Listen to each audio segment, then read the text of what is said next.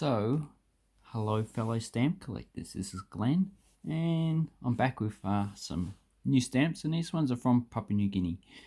So each of these sets, I practically bought them for $1. So if you get Papua New Guinea stamps, you can actually get them quite cheaper. The earlier ones are probably a bit more expensive, but if you get a coin catalogue from the 80s, you'll find that the actual value of these stamps have decreased by quite a lot. So the first series that we have are South Pacific Games from 1969, and these are denominated in Australian dollars. So we have the 5, 10 and 20-cent stamps. And basically these ones are only worth about 50 cents each, roughly. So if you buy them for $1, that's actually a good value. So we have a yacht race. We have, looks like a soccer match. It doesn't actually say what sport is going on, but it does look like soccer to me, because of the actual oval. And this one we have might be a swimming match, not too sure. It's a bit hard to tell with that one, and it just looks like a pool. So that is the first lot that I got. The second lot I got is Papua New Guinea dancers. So, and this a 1971. So we have a 7-cent. We have a 9-cent. So it looks quite nice. So these would be different ethnic groups in Papua New Guinea that have different types of dancers. The 20-cent and the 28-cent. And if you look on the back, these still pretty much have the gum on it, and they're unused and unhinged. And with this one, this is the last stamp series that had Papua and New Guinea. In the next series they actually removed the and these ones are not really that special. The 20 and 28-cent are worth a bit more, probably about $1. The other two are worth about 50 cents.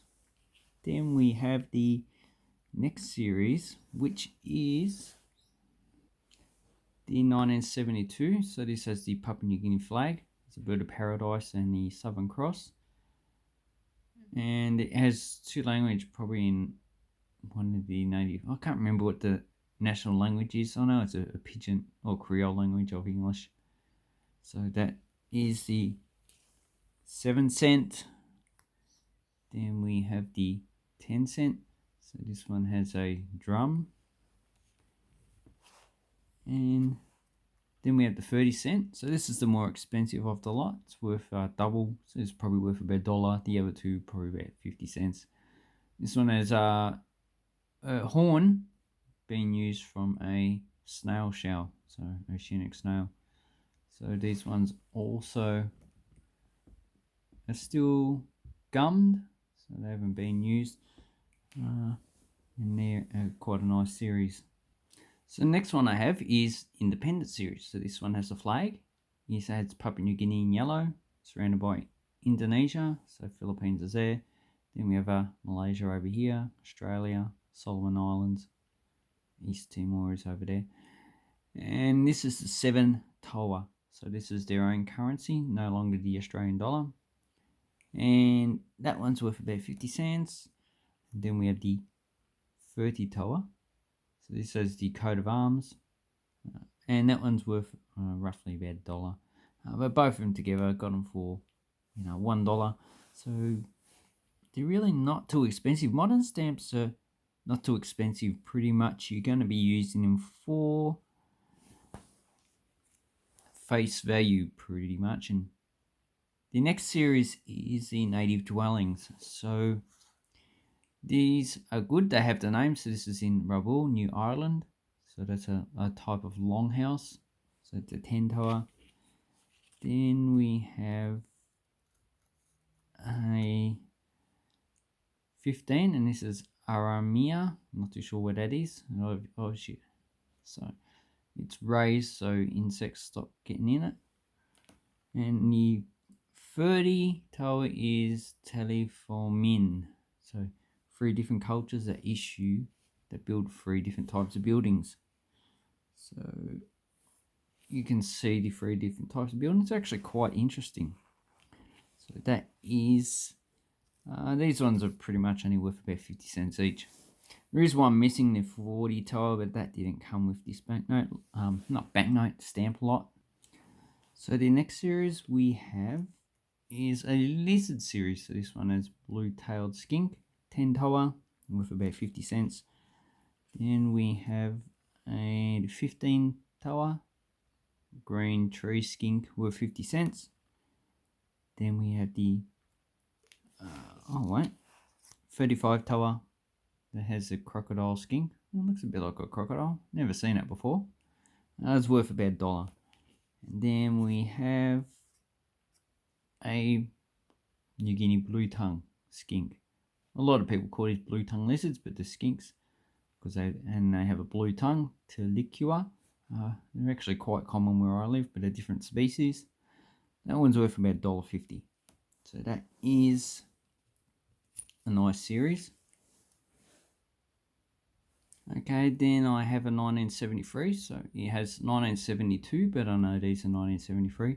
And this one is denominated in Australian dollars, and it commemorates a 5-year telecommunication, or actually 4-year telecommunication project to improve communications in Papua New Guinea, and most of them are satellite dishes and antennas. So that they're worth about 50 cents each. So that this block, which you can get it all together like that, as you can see here, probably only worth about $2. But my favorite one that I like is this one. So this is the South Pacific Festival of Arts, and as you can see, has lots of,